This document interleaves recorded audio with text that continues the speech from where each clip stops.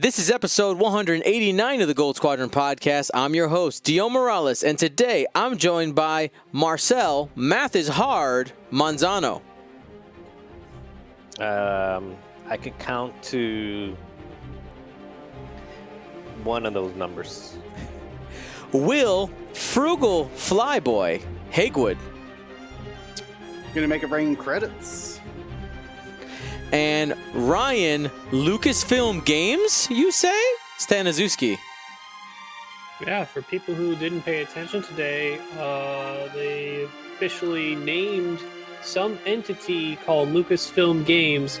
That does not mean EA's out. That doesn't mean anything. There's a name now amongst the entire tree of Star Wars games, and they're excited for the future that they're going to bring us, apparently. Alrighty. So, as for announcements and news, if you hadn't heard, one thing I will tell you, this is not, the logo is done. The presentation I'm about to give you isn't fantastic, but we have now some of the art for the upcoming Gold Squadron Paint Wars. There it is. Shout out to Corey.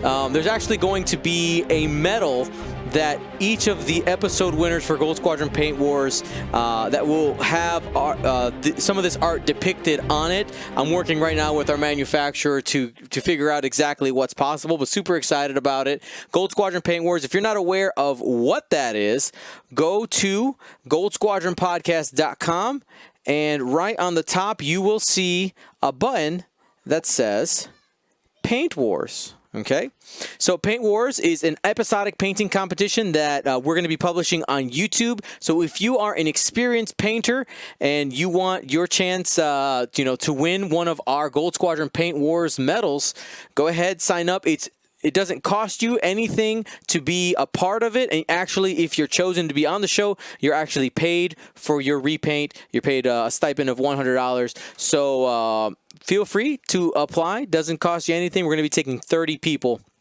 And then, of course, our episode today is brought to you by the Flight Club Championships. Our first qualifier happening January 23rd and the 24th. Now, some people had asked me, Dion, do we have to play both days?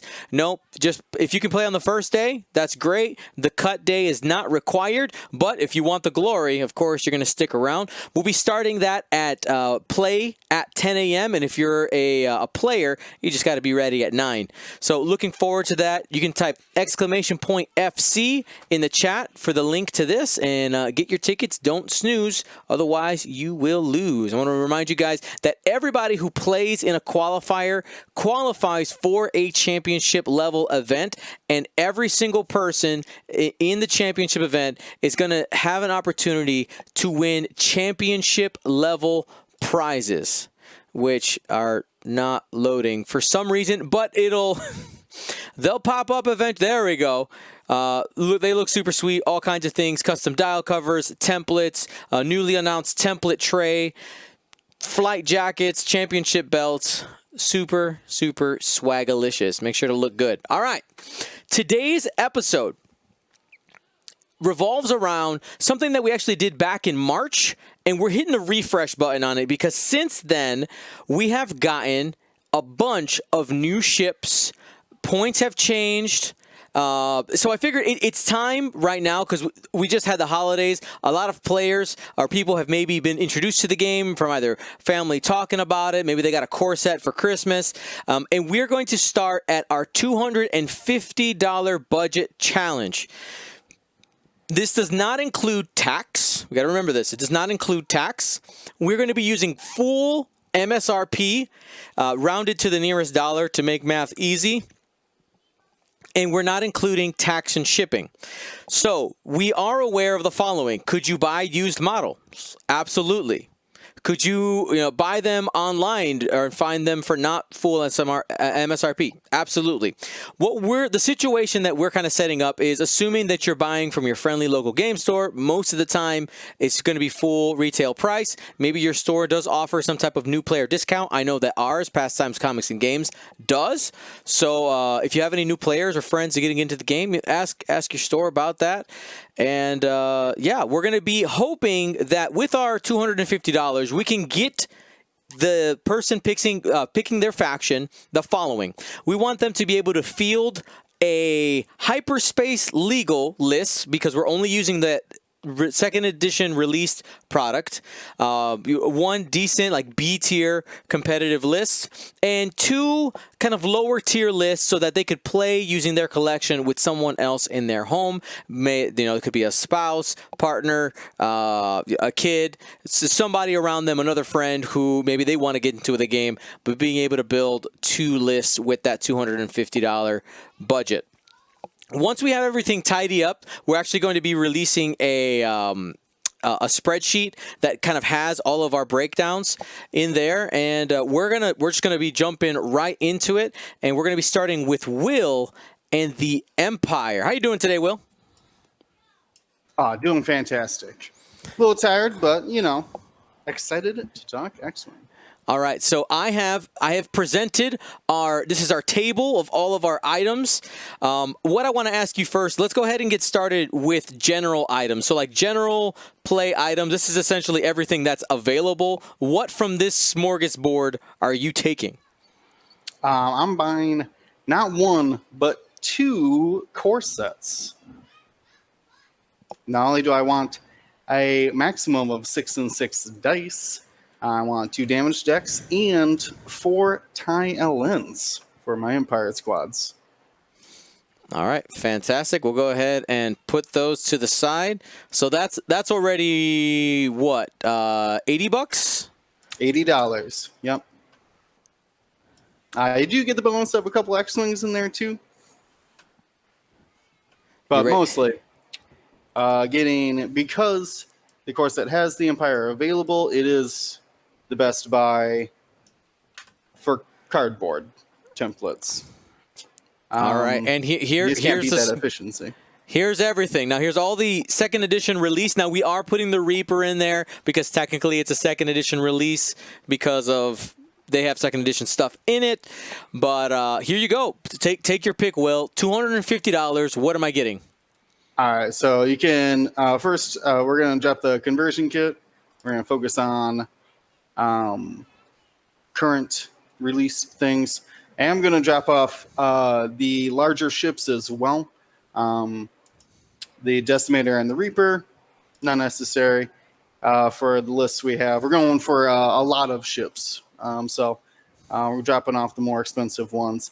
And then I'm not going to get the damage deck either. I already got 2 damage decks from the core sets, so good to go there.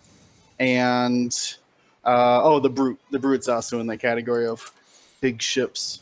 So keep them kind of tight. The real signature kind of style for the Empire, which is light and fast. So first off, we're going to get the 2 X1s. You got to have Vader. It's in the movies. So always a great place to start is putting Vader in any list, and this way you can actually have 2 Vaders fight each other. If someone's like, well, that Vader's too good, you can both fly him now. Easy. Speaking of great ships for the Empire, I recently S-tier certified V1s. We're going to pick up 2 of those as well. Whether you're running Grand Inquisitor or Seven Sister, or even just a generic Inquisitor, these are value buys and can pretty much fit into any list. So then we're going to go with the 3 other small bases there. We have the Striker expansion, expansion, Interceptor expansion, kind of just to get a variety of ships. And then do you need any more advanced? Do you need any more? I do. I am going to get one more to make 5 LNs. Then, very much like hitting that like swarm. No longer mid once you're flying around. Full-fledged swarm. So that brings me to $240, and I got $10 else left over. So I subscribe to our Patreon in the Ace tier for $8. trying to get some of those cool cards. Nice. Get the toes into there. Guys, I didn't. That's not a plant. Okay. No, I had $8 left over. I really couldn't buy anything. And you can watch Twitch for free. So we're going right to the Patreon. All right, there you go. So you end up with 2 core sets, 2 TIE X1s, the TIE Advanced, 2 TIE Advanced prototypes, aka the TIE V1s, 1 extra TIE fighter for a total of 5 TIE fighters, a TIE Striker, an Interceptor, and a Defender. So, you know, you opted for, you took 2 copies of probably the best ships that they have, right? We talked the X1 and the V1. Right. Here's my surprise for you, because I gave you guys the assignment, but I didn't tell you there was a bonus round to this. Okay. Now, Will, here's my question. You put you had your $250. You planned it all out, and a good friend of yours ends up saying, "Hey, I have a $20 gift card for you to the store of your choice that you could use wherever you're buying all your X-Wing stuff. If you had extra $20 right now added to your budget, what would you get?" Acrylic templates. All right. If I can find it. Not those Thomas the Train Railroad tracks that they're selling over at FFG. No, sir. I want nice acrylics. All right, let's get you some of those. We have some of those right here. Give me one second to make it pretty for y'all. Yeah. Now, it is splurging because that would be the 3rd set, but man, once you have acrylics, those cardboards don't count anymore. Okay, oops. I ruined it. There we go. And this is the plant right here. I will tell you, we are working with Curl Paw Creatives, and they are offering right now 10% off of all new player orders. Use coupon code GSP21 because we're in 2021 to get 10% off, and that will get that price down to $20 for that first set of templates. Heck yeah. Yeah, definitely. You never look back once you get the acrylics. There you go. Okay, so we hit up the Empire. Now I want Separatists. Ryan, let's talk a little bit about the difficulties that you had with putting together something for the Separatists. Well, so the nice and easy part is they have the Servants of Strife pack, which, similar to a core set and even more tailored to them, you can buy 2 of those, and it's 100% Separatist stuff. You'll end up with 4 Vultures, 2 Balbalabs, and a ton of the cards you need to be Separatist. And then, you got some good ships like the Hyena, the HMP, the Tri-Fighter, and you start to add that all up. Then you got to have the dice, you got to have the damage deck, which is separate now, and we got to buy templates. The major problem is that probably 2 of the most sought after upgrade cards right now are locked under a $40 Sith Infiltrator, being the Dark One Probe Droids and Count Dooku crew, and to a lesser extent Grievous crew, which does have its uses. So I had to find the best way to put something together that would still be competitive to me. Unfortunately, I think we are spending the $40 on it's a pretty ship. It's a cool model.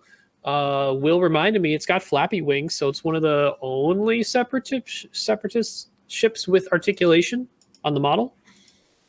So after the Servants of Strife, 2 of those, we are buying 1 Sith Infiltrator, and we are buying I don't know how you want me to make sure I'm not going too fast for you, Dion. No problem. You jumped right into it. But it's fine. Here, we'll back up a little bit. So let's just start with general items here.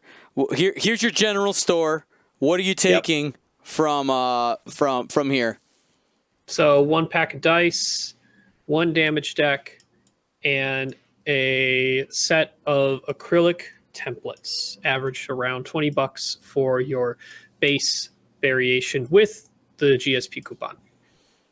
Okay, we'll put the rest of this away. Do we need any? You said you don't need any core sets, right?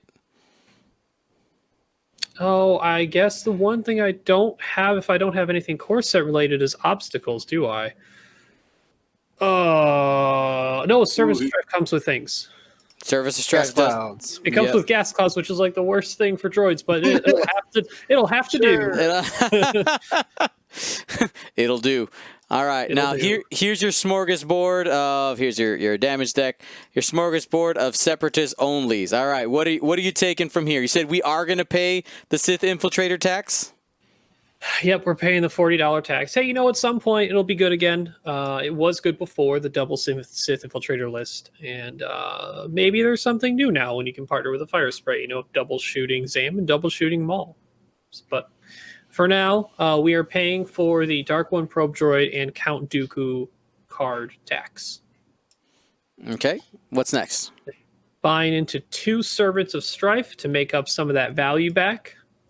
So we'll get 6 ships total for $80. Okay. We are going to buy a lot of one of each from there. We're buying 1 Hyena, 1 HMP, and 1 Tri. I think we have enough vultures for now. We can leave. The Nantex will not be part of the first purchase. Get them bugs out of here. It's about the droids and the Sith. And the bounty hunter, we are bringing Jango Fett, his slave one. And that leaves us for a total of $243. $7 left. To even $1 more, you can buy 2 packs of dice to make sure you don't have to share. All right. Same question or same bonus here. Yeah, a buddy gives you an extra $20 that you weren't expecting. What are you getting? Sounds like the obstacle pack. All right. I would have done a 5th vulture, but now that I realize I don't have the obstacles in which I require rocks, I would like those. I know we're missing Discord missiles, but those will have to wait, and they're not in hyperspace. You get one in the Tri-Fighter? 1. You do get one in the Tri-Fighter. You're correct. So make that up a little bit. There you go. All right. Well, there you go. So with $250 and help from a friend, you end up with 1 Hyena Bomber, 1 Slave 1, Separatist Slave 1, 1 Tri-Fighter, 1 HMP, a Sith Infiltrator, 2 Servant of Strife pack, a set of templates, a set for the obstacles that never tell me the odds, a Separatist damage deck, and a set of dice. Now, we did talk about the fact that we're going to hit up lists here in a second for these. We're just kind of going through the buy list first, and we'll get into some of the reasoning and ideas of what you can build from these here in a minute. All right. Now, let's head over to our next faction that we're covering. Oops. There it goes. Next faction that we're covering, and that is the Republic. Marcel, how you doing, fam? Nobody said there would be homework for this. I didn't sign up for this. And they gotta do math and stuff, calculators and good lord. So what do I got? I got Republic, the nice Republic. All right, we're gonna start off with let's start off with the Guardians of the Republic, which is the one that comes with the 2. Let's go ahead and start with the generic stuff first. So what are you taking? What are you taking from the generic stuff? If I was hearing you guys correctly, the never tell me the odds. That's where you get the obstacles. Yep. So we're gonna go with that. So we're gonna do that. We're gonna get 1 set of templates. $20 for that. A set of dice and a damage deck. Now, we'll get into that later. But if you're playing your friend You're just gonna have to figure it out with with damage decks. Just don't deal that much damage. Go to time. All right, now let's go ahead All and take a look at those ships. Sure. So we're gonna start off with Guardians of the Republic. Okay. So that comes with two V19, no VT whatever VT9 19s 11, but with an The oddball and a Torrents. sucker. Yeah. I'm gonna get 2 additional Jedi Delta expansions because we want some Jedi's, 3 Jedi's. We love our Jedi's. Then I'm gonna go with the LAT, Okay. the 1 LAT, 1 Naboo, Okay. 1 ARC, 170, 1 ETA Bullseye Fighter, whatever they're called, and 1 Y-Wing. And the odd ship out being that Nimbus. Get that Nimbus out of here. We don't want none of that. We don't need no Nimbus.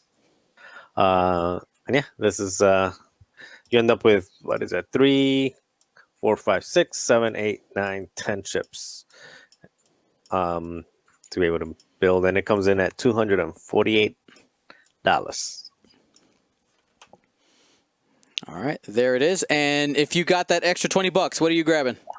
I'm still not getting a Nimbus. I'm probably getting an extra damage deck and an extra set of dice, so that you can play somebody and not you have enough dice to share, and you've got each got your own damage deck. All right, very cool, very cool. The interesting thing with this type of buy list is very opinionated, right? Because we all have different priorities when we're building for something. It's interesting to see where you guys are putting your money. Now, in March, we did cover First Order, but again, with the changing landscape of the game, I figured we just go ahead and we start redoing all of them, right? So I'm going to go ahead and cover First Order. Looking at the general items, I am going to go ahead and, because the core set is Imperial and Rebel mostly, we're going to go ahead and not worry about the core set. We're going to take a set of templates and using that coupon code GSP21 to make it $20. We're going to grab the damage deck, which is on the other page, and we're going to grab 2 sets of dice because after that, once you have 6 of each, you're good to go. By the way, you can find these dice for a lot cheaper and be under budget. Trust me. The dice are probably the most, I think out of everything, the most overcosted thing on the list when it comes to MSRP. You could find those much cheaper. Then I'm going to go ahead and take the Hot Shots and Aces pack as well to get those additional pilots from the First Order. You want to make sure I have all those TIE silencers, TIE SFs, and TIE FOs available for me to use. And that's it there. Okay, we're going to make all those other ones hide away. And then after that, we're going to go ahead and head to the ships. Now, one of the things you'll notice that's not on here is an Upsilon. And the reason for that is that the reality is that it is not a 2nd edition release.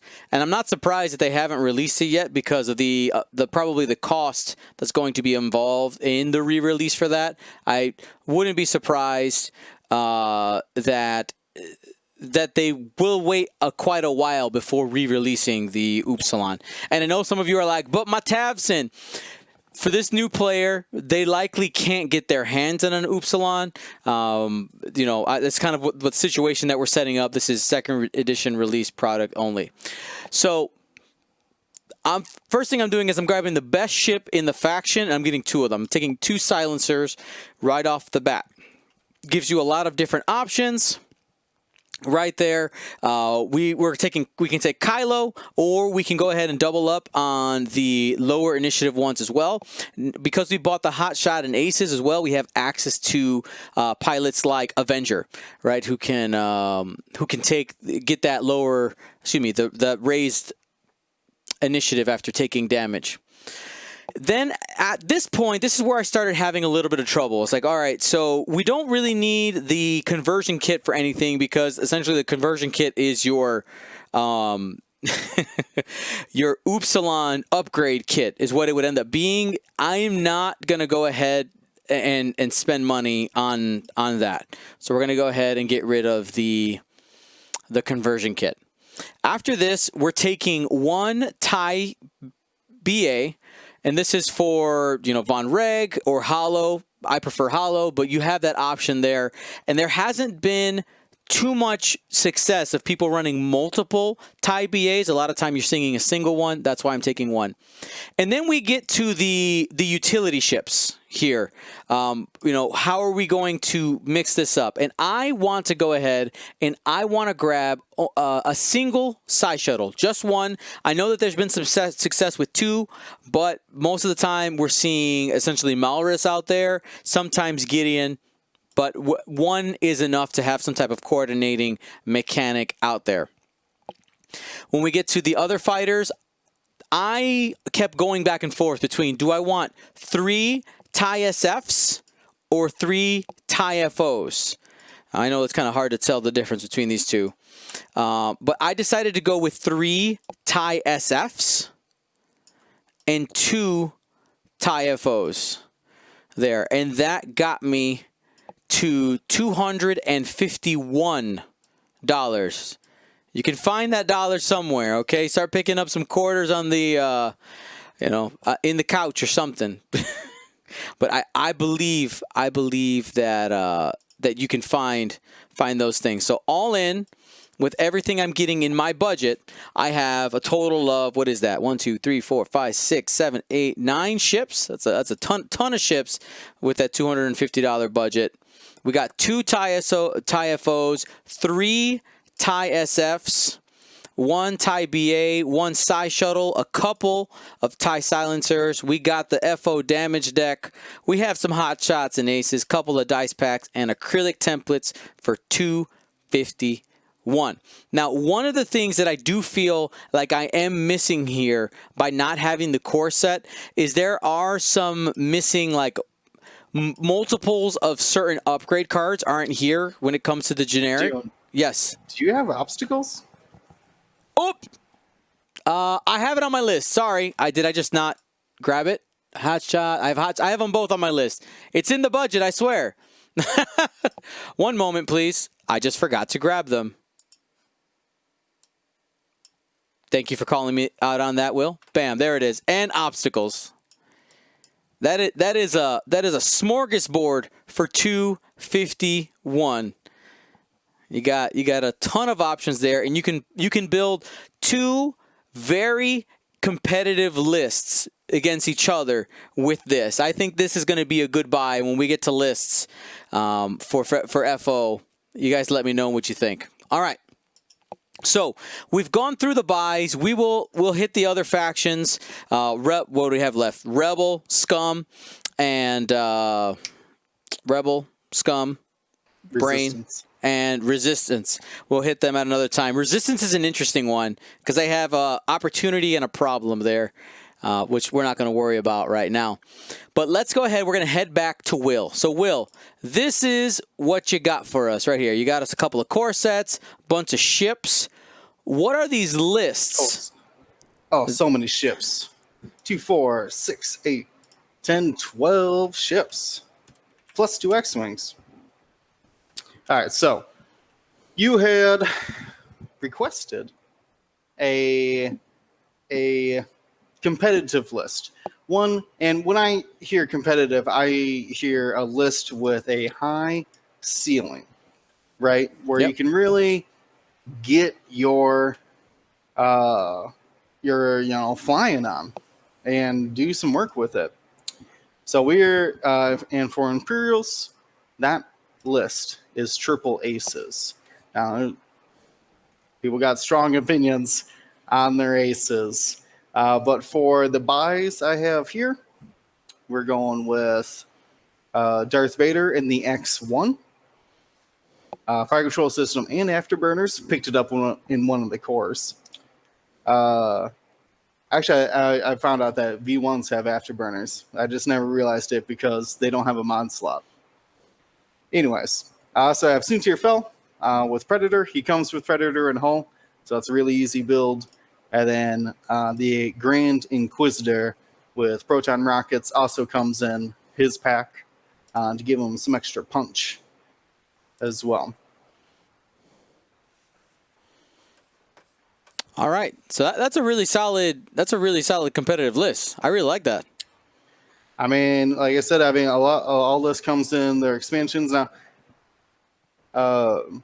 We've seen there's quite a bit of variety you can do in that because you have the striker. You can sub out Duchess in there for a triple ace. You can squeeze in Rexler. Really squeeze in Rexler. I guess you'd have to probably drop Vader for Rexler at that point to get a defender. So right. you do have some play there for which kind of aces you're bringing. And then you gave me you threw in another hyperspace list here, huh? Well, no, that's that first list is not hyperspace. No, That's, the next one. The next one. yes, I do have I dug deep for a hyperspace list. Hyperspace is pretty goofy in Imperials right now. So in this one, I went with just the standard TIE Swarm. That's Howlrunner, Iden, Mauler, Del Mico, Gideon. I guess Mauler's not normally in there, but you know me. I love that Mauler. And then because we don't have a sixth TIE LM, I subbed in a ship with a very similar dial, and which is a V1 Baron coming in dirt cheap there at only 28 points. Basically filling in Wampa's slot in the list. But it has all the same maneuvers as the TIE Fighter, so it can fly around just like them in that swarm, getting the advantage of Howlrunner. Can't be saved by Iden, but if they're shooting at your Baron, who cares? Because he's got 2 shields. All righty, and then you gave us some B tier aces as well. Yeah, like I said, you're still getting the defender in there, and you can mix it up as a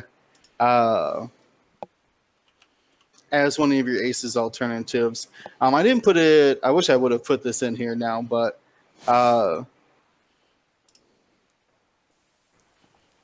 you can really easily build a list by just putting in basically an expensive ace like Vader, a cheaper ace like Grant or Soontir, and then 3 academies as well to really kind of get like a different. I guess I forgot that, but triple ace twice.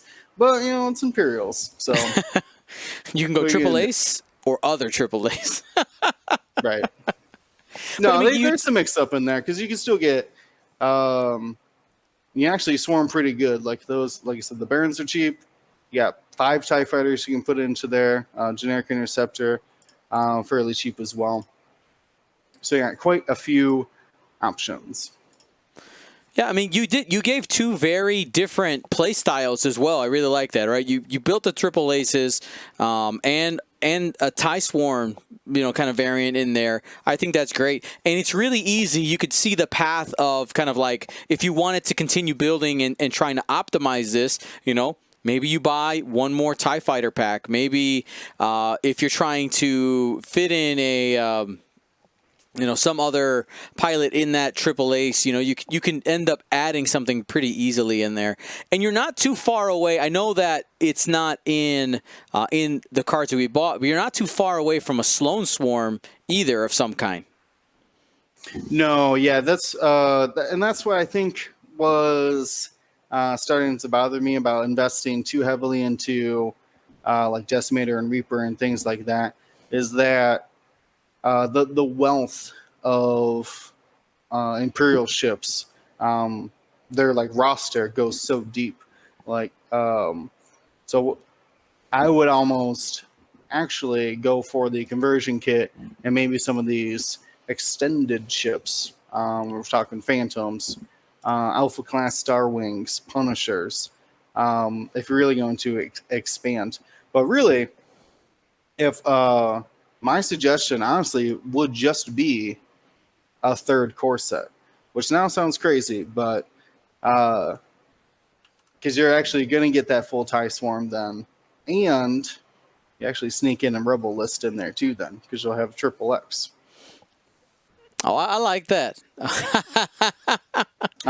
Plus you'll Sneaky. have, I mean, you'll have some extras to kind of get your friends started as well, you know? Uh-huh.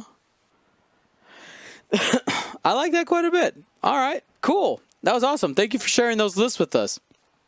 Let's go ahead and now head over to the Seppies. Oops, what did I do here? All right, Ryan, what are we doing here?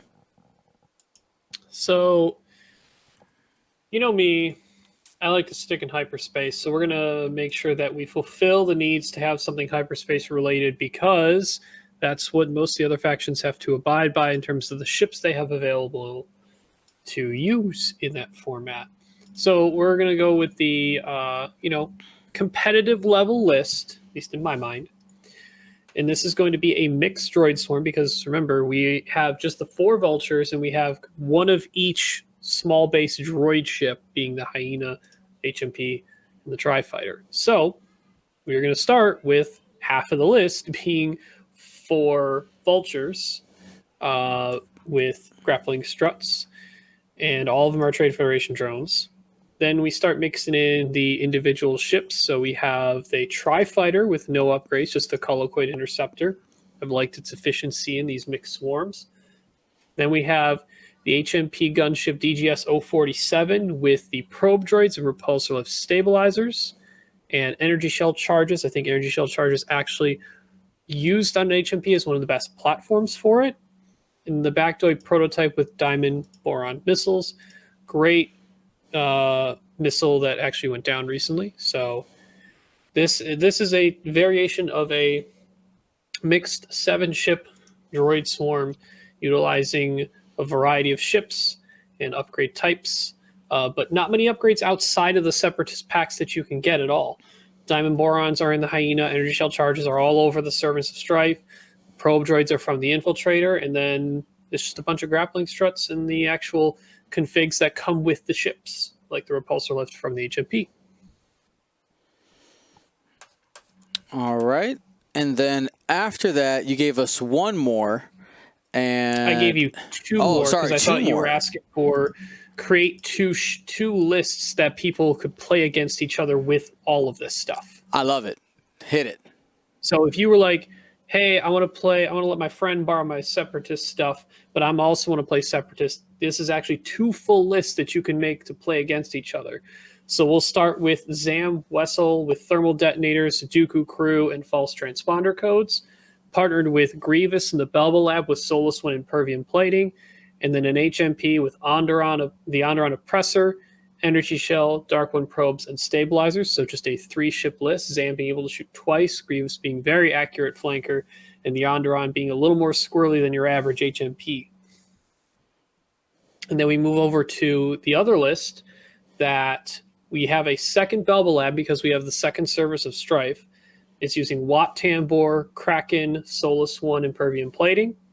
Because it's the other list, they're not teaming up. Each person can use Solus One. We got a droid Tri-Fighter, the Separatist Interceptor, because we actually want to grab a talent called Treacherous. Adding evades to a 3 agility ship seems pretty good when you have a wall of 3 vultures in the way that all have grappling struts. And then again, that Bactoid prototype with diamond boron missiles, and then this time this one gets landing struts as well. So 6 ship, not 7, because you got that Watt Tambor with Kraken saving you those calculates. But they can fight against each other, and you have all the cards for it. Awesome. Okay. Oh, Ryan, you reminded me. That's why I was like, why did I build a second ace list? Mine was for the same reason that They can go against each other. Right? Yeah, the 5 LNs and the Baron can fight the Defender, V1, and X1. Mm-hmm. That makes sense. I was smart at the time, and then I became dumb later on. You did Future fine. Will did back up past Will. Exactly, right? It happens. That- It happens. All right. Next, we're heading over to the Republic. Let's go ahead and do that. Marcel built our imaginary noobs some lists as well. So I actually, as much like Ryan, followed the rules and built hyperspace lists. Well, so I put together 3 lists. One of them I completely ripped off of Ryan from last week, which is the competitive hyperspace list. I liked it. That's why we went with 3 Jedi. So it's the 3 Jedi's with Delta 7s and Houndstooth with 5s. It's really solid. You've got the Jedi, highly modded offense, defense, double repositioning. They've got 3 shields, 3 hull. So they can stay alive for a long time, and then even if they're going with evade action, just to kind of extend their longevity, they can still modify with a soft focus, which is the force, and then rerolls from Hound. They can fly through gas clouds with a little less worry about ending up strained, because Hound can pull those away. And now we have gas clouds, because turns out we bought that expansion pack, whatever it's called. Show me the dark side, or tell me the odds, or whatever. Guardians. Oh, you're saying the obstacles. Never tell me the odds. Yeah, the obstacles. Yes.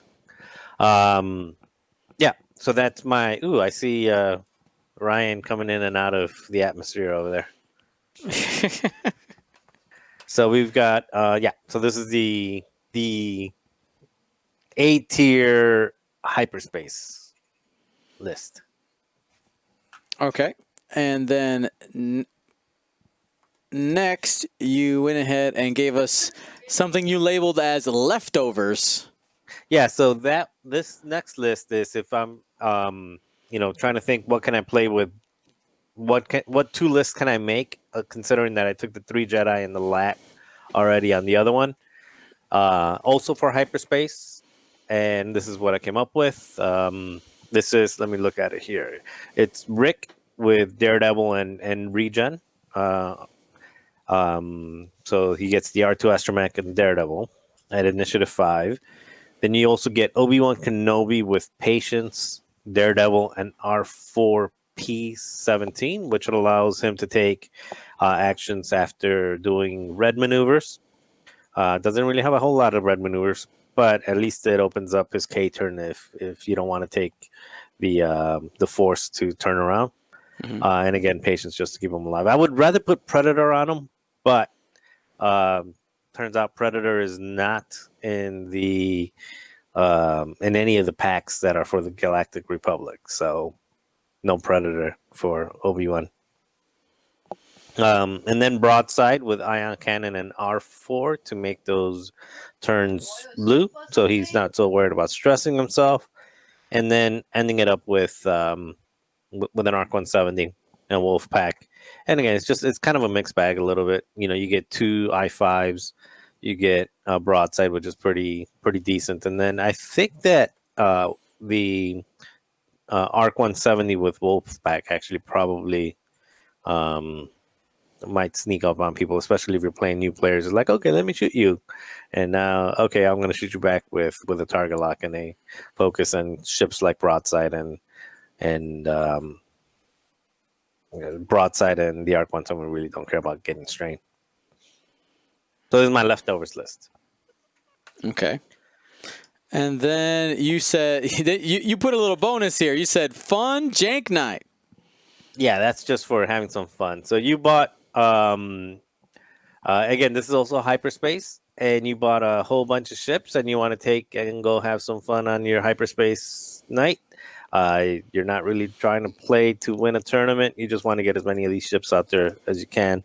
So I threw a 5-ship list. You've got Anakin Skywalker with passive sensors and advanced proton torpedoes, the best kind of Anakin. Hint, hint, Tommy. Then you've got Obi-Wan Kenobi, just flying around with nothing on him, just bare-boned. Now, the synergy being that Anakin can just shoot in and then get a focus from Obi-Wan Kenobi, and then passive sensors, or shoot in, put passive sensors, get a focus from Obi-Wan Kenobi. So essentially, he'll have a focus, target lock and evade, and maybe a 5-die shot. Coming in with R2D2 and an ion cannon, because that couldn't fit broadside, too expensive.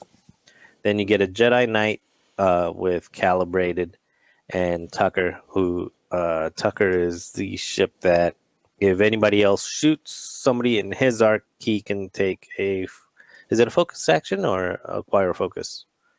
Focus action. Yeah, so he's just basically moving and evading and waiting for other people to shoot so he can get a focus as well. So staying alive a little bit, a little longer.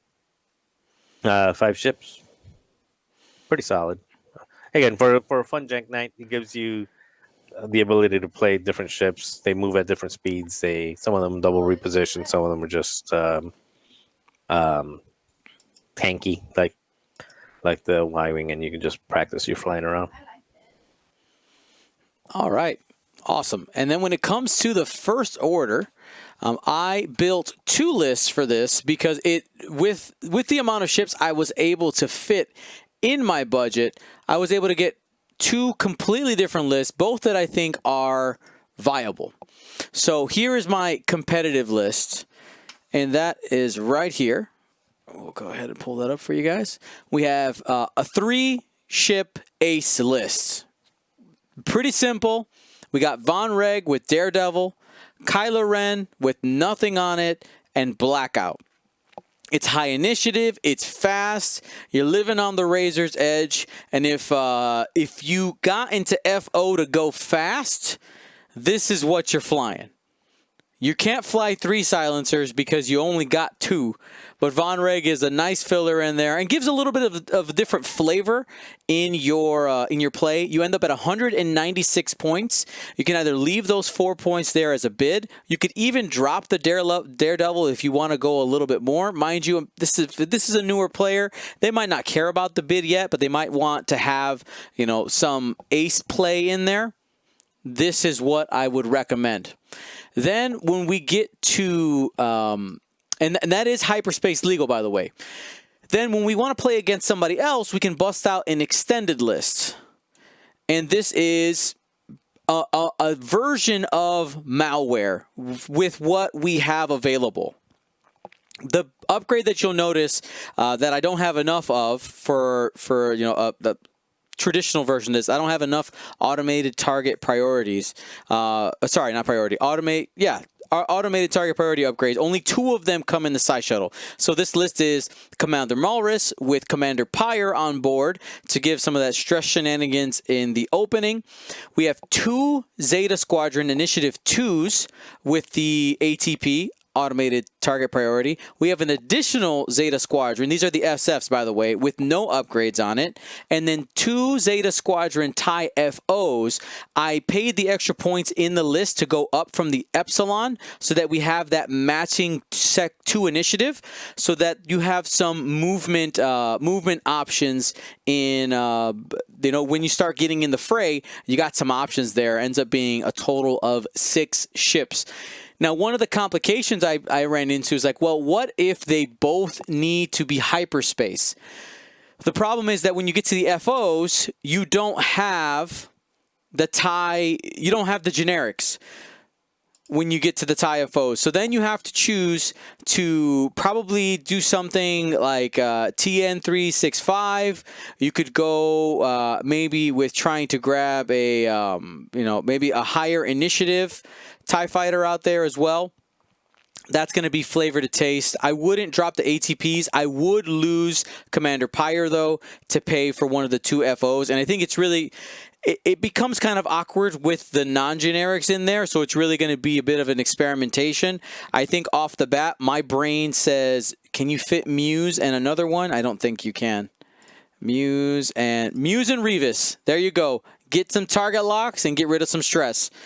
So that would be Malorus with nothing, 2 Zeta Squadrons with ATP, 1 Zeta with nothing, Muse, and Lieutenant Revis.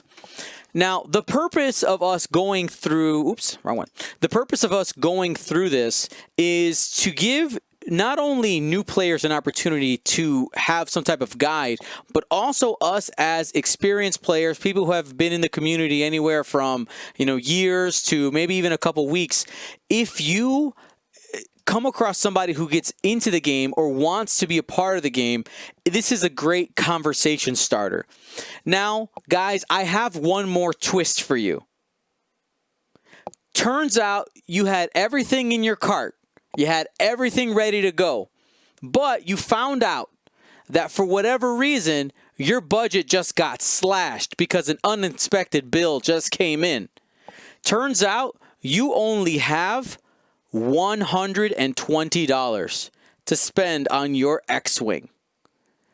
Does that include the damage decks and stuff? You have $120. Now, the parameters have changed just a bit. This is now you don't have to worry about building a list for your friend. This is now just for you. And while they're working on that, I want to take an opportunity to talk to our audience a little bit. So here's my question for you, is if you were starting off a player, what faction would you recommend them to start off with? And what would be the reason why you would go there? What would be the conversation that you would have? Where are your talking points? So for me, one of the things I'm looking at is I want to make sure that the player picks a faction that they are interested in.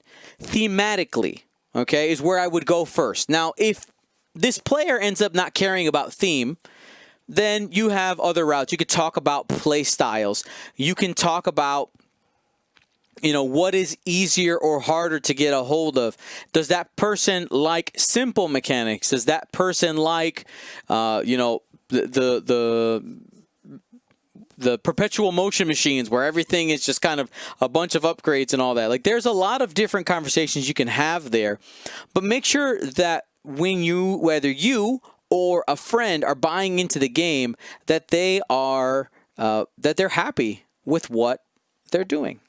Okay. So now what I'm going to do here is I'm going to pull up the,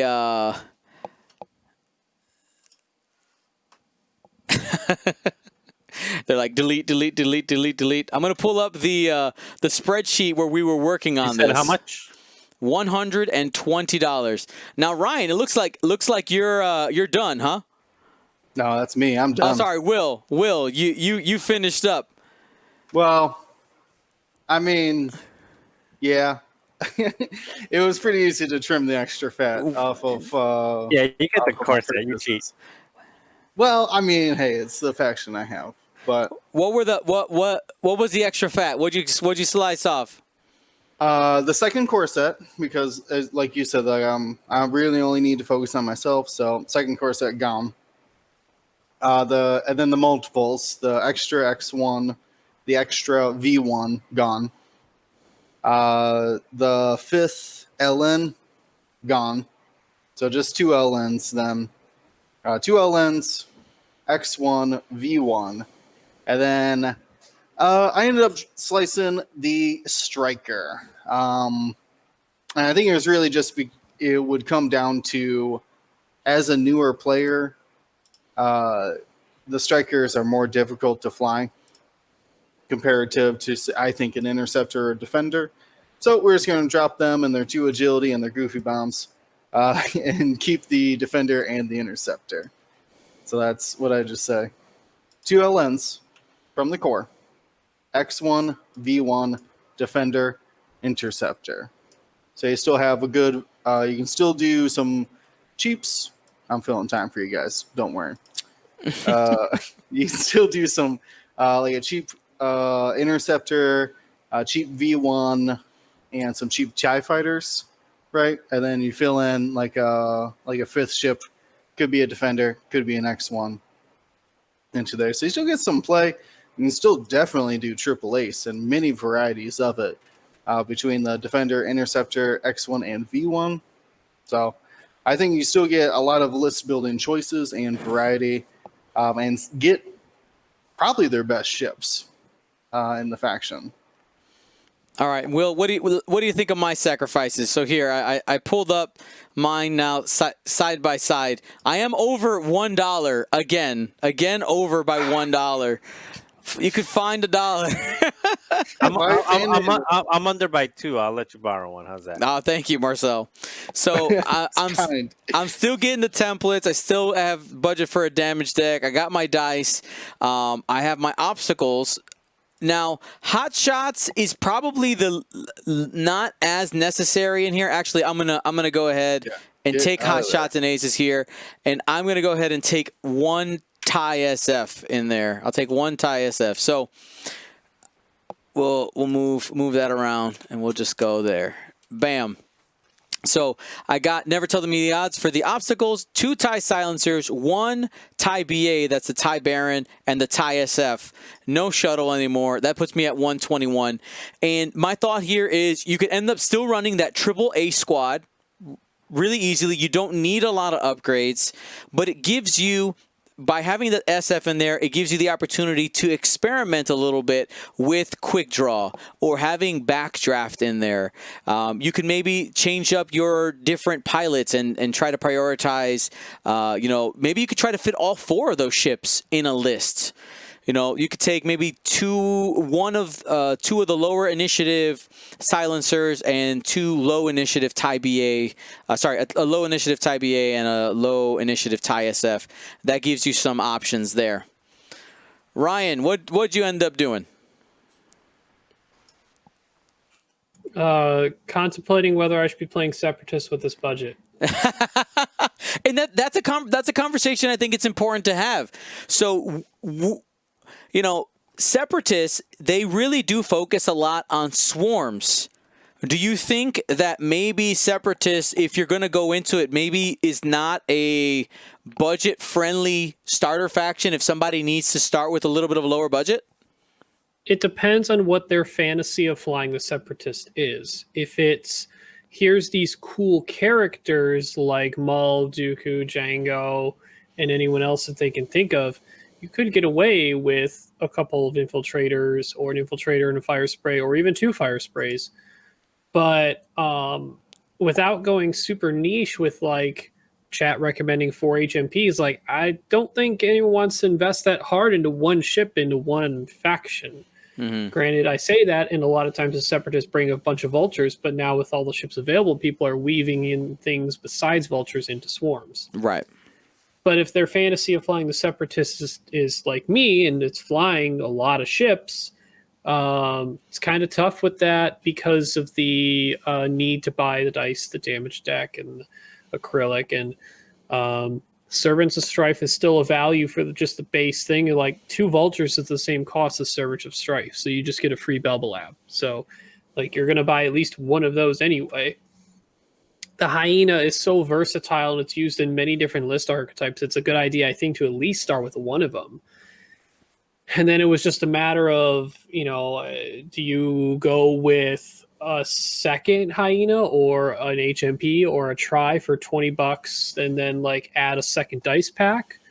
Or do you do just a slave 1? And I think I've kind of set with this price point to do the slave 1 because at least there's the iconic character. You can do that in kind of a mini swarm-ish. It doesn't look great in hyperspace. In extended, you can fit a lot more things because you can drop one of the Babel Labs from one of the named ones to, say, the Feathen Ultra pilot or a Skakoan Ace, for example. Mm-hmm. So there's a little more room to play to get upgrades on the Fire Spray if you feel like you need the upgrades more on the Fire Spray than the other chassis. Because right now, I could fit a empty Zam with a Diamond Boron Bactoid, 2 Trade Federation prototypes, and Watt Tambor with Solus 1. But again, that's like 0 upgrades on the Fire Spray, which, hey, you're just starting out. If you just want something to play, put on the board, see how things feel, that's at least close to an archetype I would put together, which is a Fire Spray Hyena and 3 Vultures, ideally, but we don't have the money right now to get the upgrades we would need for that, nor the ability to, with the fact that we only have 2 vultures instead of 3. All right. So it's not impossible. It really depends on what you envision as your fantasy of flying that faction. And I think that's actually a good question for any faction. That's what you ask someone who's new, like, hey, this faction looks cool. And I'm like, well, how do you envision that faction? What do you see as like, this is what I would fly with them?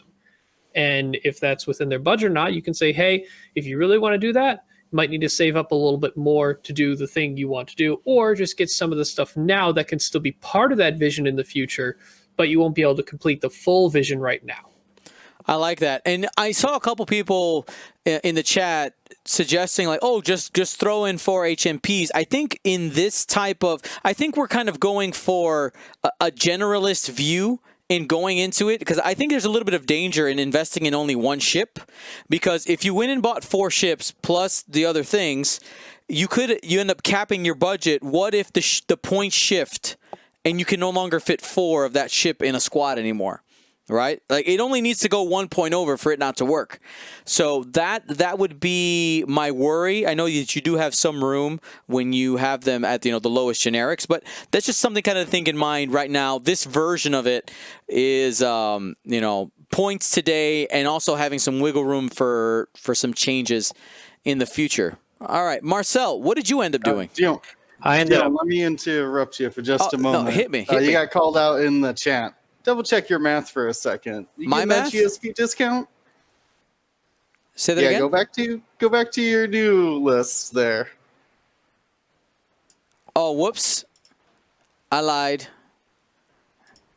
Okay, I guess apparently okay, let's see. We go I think the First Order might have the same problem of the Separatists, is that you're gonna have to rely on just a simple core set to get you through.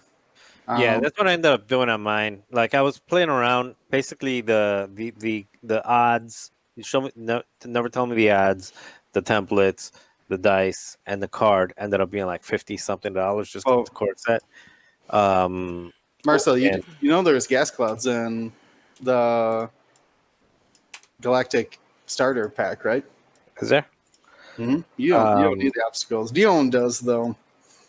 Yeah, it's still like it's still $40 just for because you get $20 for the templates, $5 for dice, and another $8 for the other stuff. I mean, it's still $36, $37. There's no difference there. So. Yeah, if you're only playing with if you're starting with a budget that is like sub 150, I would say you're better off just going Rebel or Empire, making your first purchase of the core set just give you some ships with it.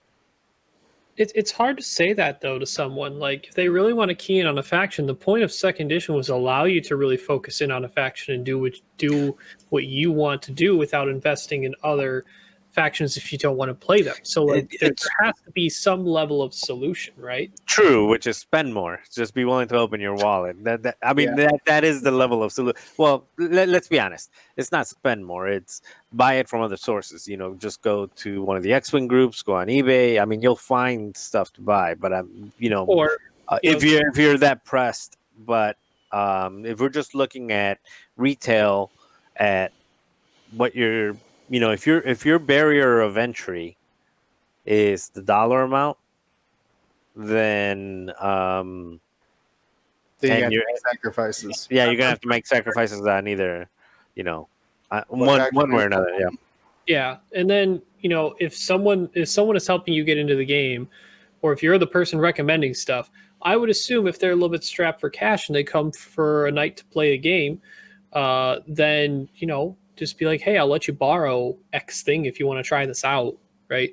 Like, there's a high probability that there will be somebody who'll be willing to let you borrow some ships to help complete a list you want to try. Also, if it's a money issue, save and wait a little bit. Yep. Fortunately, got to be a little patient, but hey, do what you gotta do. Have been talking up. Sorry. We have been talking about getting core sets and things, but assuming that if you know somebody who's playing next to him currently, they should already have a core set. They should be able to, at least you could play a game with them. Mm-hmm. Yeah, like I would say if we can make a list of ways to wiggle the budget, okay? If you're strapped for cash, right? So probably the first thing you do is if you're getting into the game with a friend, there might be something available there, even if it comes to like a set of templates, right? Like if you go down, if you're going for a non-rebel or empire and you don't need to get a core set and you just end up needing the damage deck and the dice and the obstacles, and you get free templates, even if they're just cardboard, that makes a huge difference there. Secondary market, like used ships, you can find things usually pretty cheap. Some people sell like single ships with just like the cardboard and the dial. That's a possibility as well. And borrowing is probably one of the ways that I started, where it's like, hey, that seems like a really cool ship, and somebody at my local league night, I know most of us right now aren't playing in person, but being like, hey, go ahead and try it out. And then my other suggestion here is if you want to try it before you buy it, we have access to Tabletop Simulator and Vassal. So you have some ways to teach somebody the game and for them to feel good about it before they invest in the physical models.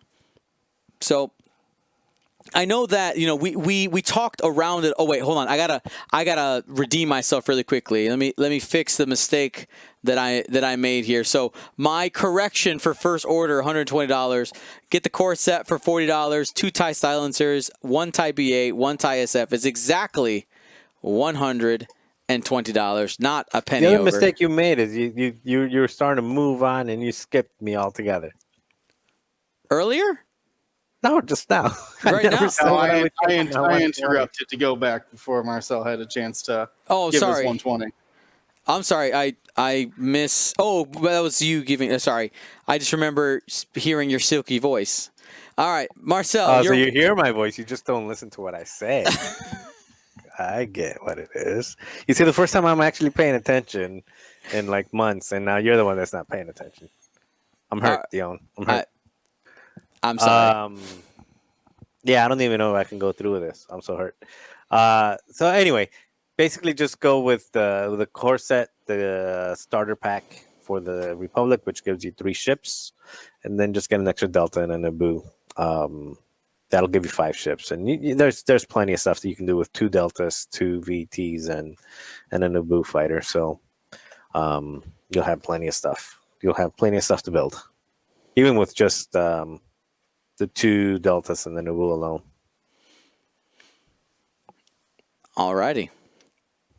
So one of the things I hope to do is to compile what we worked on today into a really easy to comprehend kind of guide for newer players that you can point them to, and we're gonna take this video and also compress it into something a little bit quicker if you guys want to reference it later.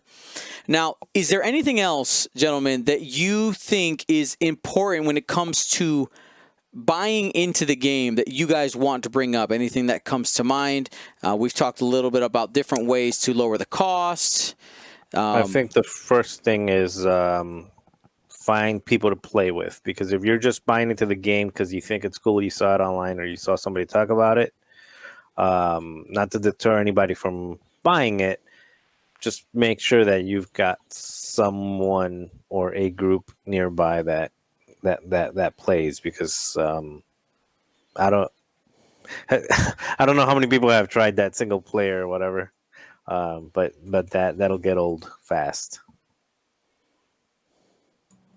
You want to find a way to store everything. A lot of people recommend Fisherman's Tackle boxes. You can get them at Walmart, Target, pretty cheap by comparison for how much you can store. It stores your individual ships per slot. You can take the slots in and out. You can carry all your stuff around with you, or you can take one, thing of the plastic containers that comes in those type of tackle boxes. They're very, very common. I don't remember off the top of my head which ones are some of the most common, but we can, Dion, if you want me to, I can search it up. We can provide that later for your compilation that you're going to give out later. Oh, yeah. And even beyond that, you can buy at local game stores those really cheap cardboard put together card holders for just all your upgrade cards. I've actually, once you get enough upgrade cards, you can start using some as dividers. So I would actually rip up part of a card and just use the little tab that shows the upgrade symbol on the end and have that sticking out over the top and bend it to the side, and it's just a divider. And now it perfectly labels all my upgrades. I do the same thing. I don't need 10 jamming beams. I can use one of them to be as a divider. I don't need 11 electronic baffles. I can make that be my modification divider. So that's really good for your upgrade cards for sure. I have one that is more of a, oh man, I don't even know how to say this, but like a quality of game. That's not really. Anyways, you'll know what I'm talking about when I say a nice game mat. Wow, does that change the difference from the plastic sliding on your kitchen table to a nice gripped like mouse pad mat? This is true. Wow. Oh, by the way, I'm putting on a bounty. This is super random. I'm putting on a bounty. I want to buy from somebody. I need 2 of the classic Starfield mats. 2 of them. I'll give you one for free if you want to clean it. 2 in good condition. Yeah, I don't want to clean it either. I just got a new one. And change that. 2 things, Dion. So it's Plano is the tackle box Plano, company. yes. That's the common one that's used. There's a couple variations of them. And then I forgot to also mention storage-wise, you probably want a card folder for your pilots or unique cards that are much more difficult to find in a box of a whole bunch of cards with dividers. Those are kind of for your generic upgrades in my mind. But if you need like faction specific, you need your pilots, the generic pilots even, you'll want a folder that has all the card sleeves. And I highly recommend, if you can find it, you want the card sleeves that sleeve in from the side, not the top. Much easier to get in and out. Agreed. All right, everybody. Next, we're going to move, instead of lists of the week, we're actually going to go with questions of the week this week, just because we're running up on our time here. We got a couple of cool ones here. So Kyle the Scout asks, will GSP organized online events continue post-COVID when in-person events remove, and what might they look like? So the answer is yes. Yes, they would continue. We would just, of course, have less of them. Likely, the Galaxy series would be the Gold Squadron online series, and that's it.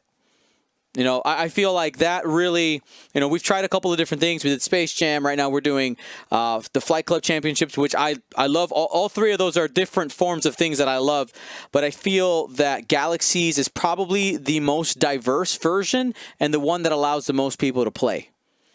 So that is what I would go with first.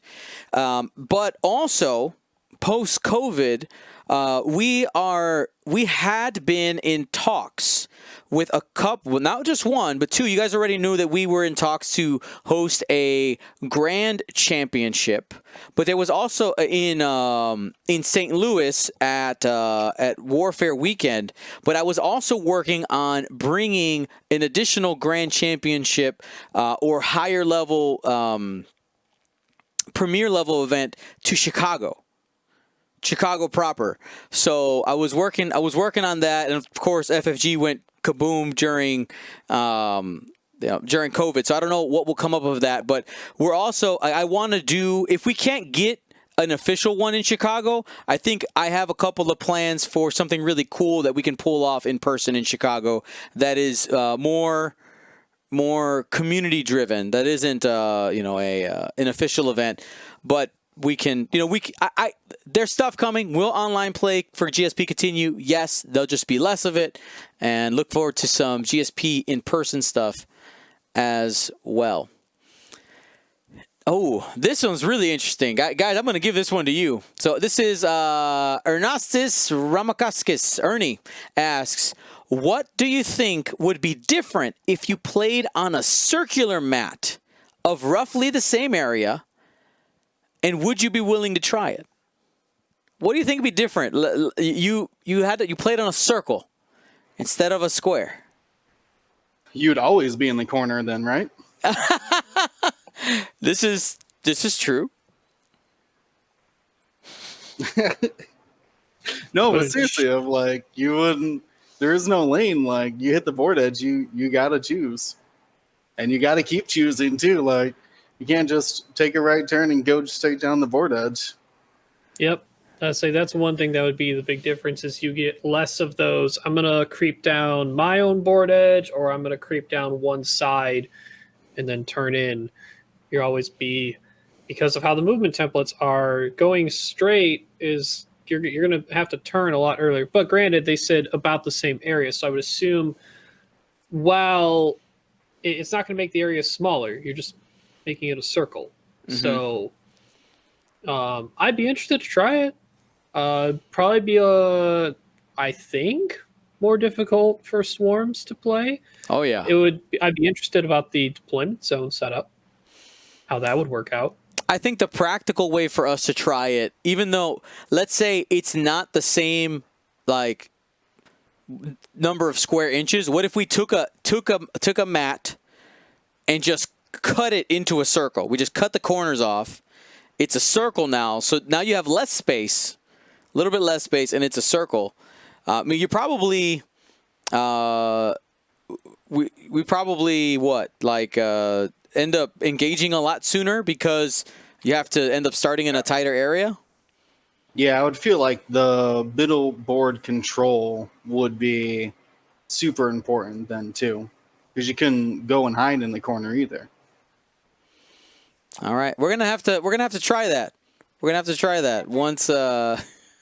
And just see what happens, right? Like, because we don't know until we try it. Marcel, what do you think? I would like it. I think it's a lot of fun. I actually don't think it would be as detrimental if the area was the same size. If it was cut the edges, then you'd probably want to trim down the list size to maybe like 170 points or something like that, just because when you're getting rid of area space, you want to kind of trim it down a little bit. But if it's the same area, the same volume, then I think it would just make it more interesting. And you'd engage faster. To their point, you just couldn't be able to like one straight down the board. It would make flanking a lot more interesting because you'd be coming around a circular edge to try to flank. And if you think about it, it would probably be more realistic, because if you're looking at at combat, where you have two forces coming at each other, whether it's in person or in in person, whether it's on land or especially out in space or in air battles, you're not coming in like the engagement area is not square. The engagement area is kind of oval, where the two forces are coming here, even if they're spread across wide, they're coming here, and it's you're engaging in the center. So the engagement area is probably more realistically round than it is just flat across. And also probably with the fact that you're cutting off those corners into making it circular, I feel like while you lose the length of the deployment zone, I feel like you could still have deployment zone where it's just a certain measurement forward and just creates a line, and it slowly dissipates off the edges. So that farthest depth needs to be bigger than range 1. So maybe a 3 straight template instead of a range 1 fire band. Just more depth. But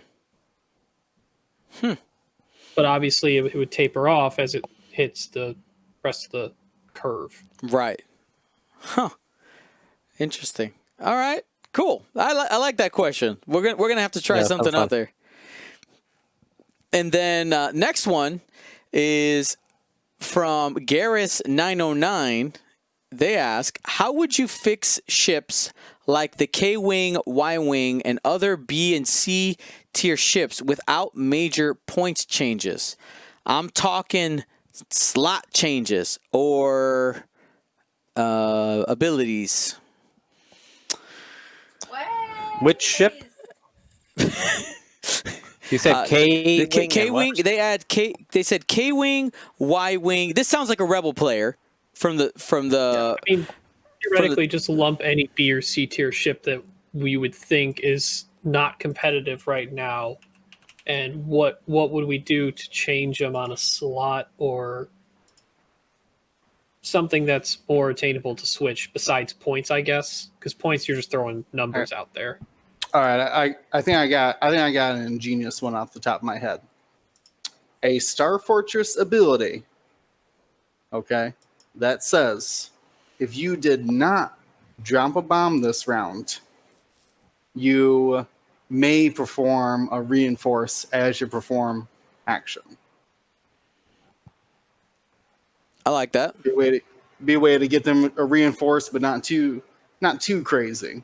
Hold it back a little bit. I like that. I like That's that. for the K-Wing?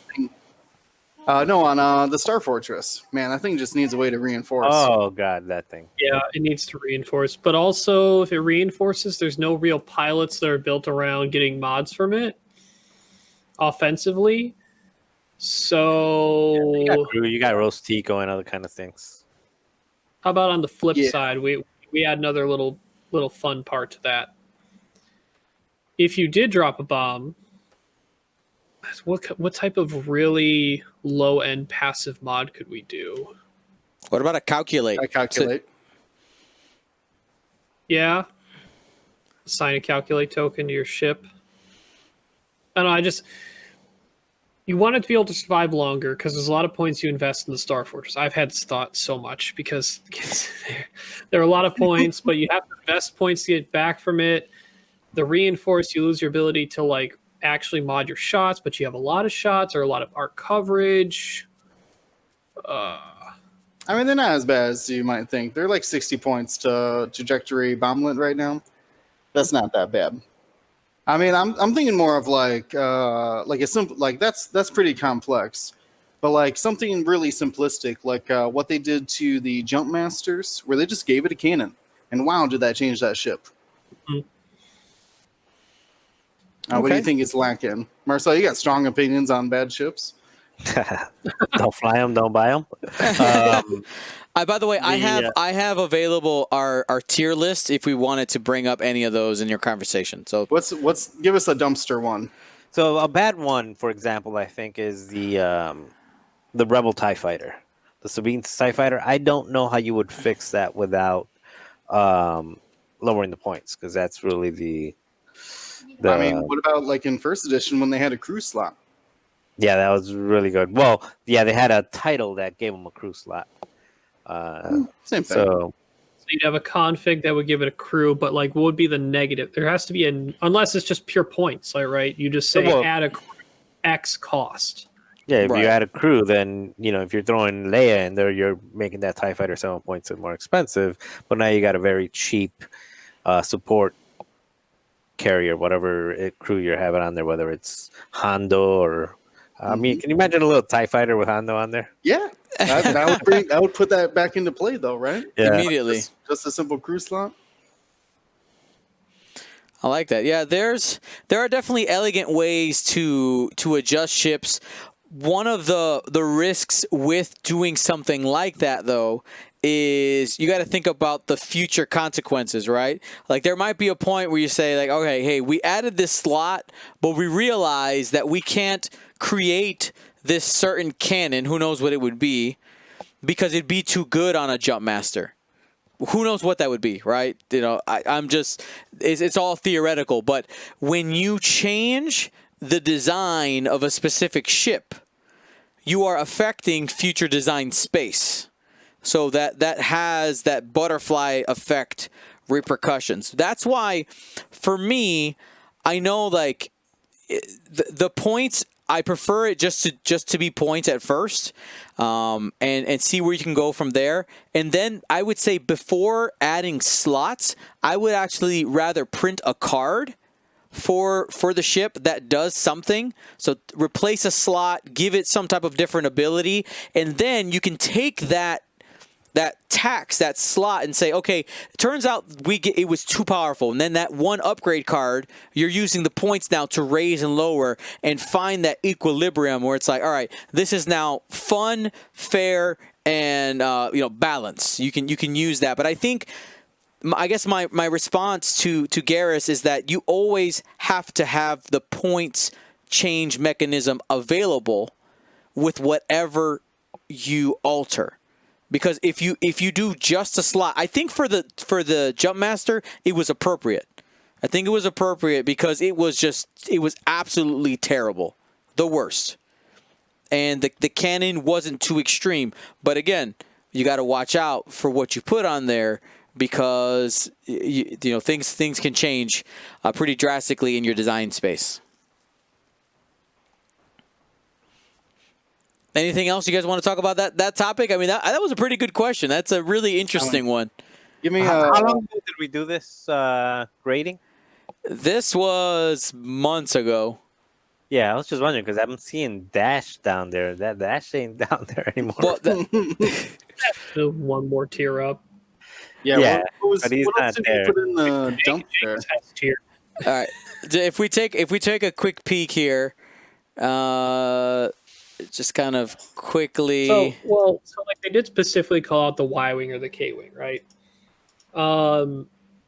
Just as a thought I had, thinking it was a Y-wing. The Republic Y-wing was based on its plated hull to stop crits with its card or whatever. If the new Y-wing or the Rebel Y-wing that's been reused and it's always been refitted, it's meant to be constantly modified as necessary and repaired easier without the plated hull. What if the Y-wings gain an ability that as long as you have an astromech or a gunner equipped, you can, in the system phase, roll a dice to repair a damage card. If you roll a crit, you need to expose a damage card. So it's Risky like business. they're dealing with the crits, but on a aftermath basis, not a proactive basis like the plated hull did. So All right. it's not action based. You can deal with crits, and you can potentially flip crits that you normally can't, like damaged engine, or I forget off the top of my head the ones you just can't flip back over that would stay flipped, that aren't action based. Well, you know what? it wouldn't take away an action from flipping crits. Crits suck on Y-wings, and it's nothing crazy, but it does force you to pay for a gunner or a astromech. So, but you can go super cheap with it. All right, I got an idea for you guys. Chat, let me know what you think, and also, gentlemen, let me know what you think. What if for maybe next week, maybe the week after, we pick a number of C tier ships in each of the factions. We split them up among us, and we come up with a creative way outside of points, or maybe outside of just changing points, that could improve that ship just a little bit. Maybe move it up a tier. Let me know, chat. Do you guys think that'd be a fun exercise to go through? We can we'll talk about it. What do you guys think? Do you think that'd be fun? Yeah, I would be down for like a ship each. Mm-hmm. It just depends on what do you. We're gonna have to limit it to like a card though. Like I think config is the way to go because every ship has access to it. Does that make sense? Mm-hmm. All right, we'll take a look at it. It looks like most people in the chat seem to be pumped for it, and we'll play Game Designer maybe next week or the following week. Just depends on how time goes. Well, hopefully you guys enjoyed today's cast. I know that a lot of it had to do with new players that are getting into the game purchasing shipped, and that probably doesn't apply for most people who are listening to this upon release, but it is a future resource and as well a conversation starter and a just adding to those mental juices when you come across that person who's trying to buy into the game for the first time. So hopefully this helps and can be a tool in the future. Any shout outs before we go, guys? Anything? Anyone you want to yell from the rooftops? Everybody's like, no. No? We're only 10 days into 2021 and we already hate life. You know what? I'll give a shout out to the people who have transitioned from following my YouTube channel, Squad Up, which I unfortunately had to let go because of time constraints and the quality of what I wanted to produce. I didn't have the time for, but have followed me onto my Twitch channel. I appreciate you. Thank you very much. Awesome. I'll just give a quick shout out to the couple people I've played the last couple days or whatnot through tabletop. Just it's a real pleasure to be able to just, when you're bored at, I was at like Friday night, like at 1 a.m, I'm like, I'm not ready to sleep, and just be able to get up and like play a match and somebody's around to play. If anything positive came out of last year in X-Wing wise, that's definitely it for me. Just accessibility to having a game whenever with whomever. Will? Just giving a shout out to everybody working hard on the Kyber Cup. We just started. I lost my first round. So sad. Did not go well. Apparently 7 Seeks with all the fun things. Pretty good. But they're killing it. That ended up getting the Kyber Cup. Ended up with over 400 participants. So big shout out to them. Congratulations on that. Marcel, I saw you got your first one in. You tabled somebody? Is that what I saw, Marcel? No, he conceded, and he's like, oh, I gotta go. Let me fly off the table. No, Strong. Well, you tabled them. That's what I saw. I had intimidation in my list. Yeah, intimidation was part of the list, so I think that's probably what did it. For anybody who's not sure what Kyber Cup is, it is a league style tournament that is being run right now. It is you play one game a week. Once right. I'm about to sneeze. Yeah, we're gonna give we're gonna give the Barons and Wampa one more week. Then we're gonna try to see if we can change it out or not. Yep. We'll find out. So it's a little bit different, a different approach to organized play. And if that works for your schedule, definitely, when it comes around again, because this is something, this is like season 7, jump on it. And of course, we do have coming up our Gold Squadron Flight Club Championships, which is a premier weekend style organized play, a little bit different style, more mirrors what we're used to as competitive players. Play on a weekend, we got Swiss, we got a cut, and we find out that champion of that event by the end of the weekend. So thanks for everybody for watching. If you need anything, always feel free to reach out to us on our Discord. By the way, patrons, almost all of the Patreon stuff is shipped as of when I'm speaking right now. I ended up being short 35 international stamps, and I went to the post office today. They didn't have any, so I had to order some online. They should be out, I would say, in the next 4 or 5 days, but all the Patreon stuff out the door. Next, I need to get caught up on stream prize shipping, and then of course we're rolling into our first Flight Club Championship on the 24th. Paint Wars. We got a lot of stuff going on, guys. So we'll talk to you on Discord. Thanks for watching. Be smart. Be safe. Gold. Be toasty. Be toasty. Gold Squadron out.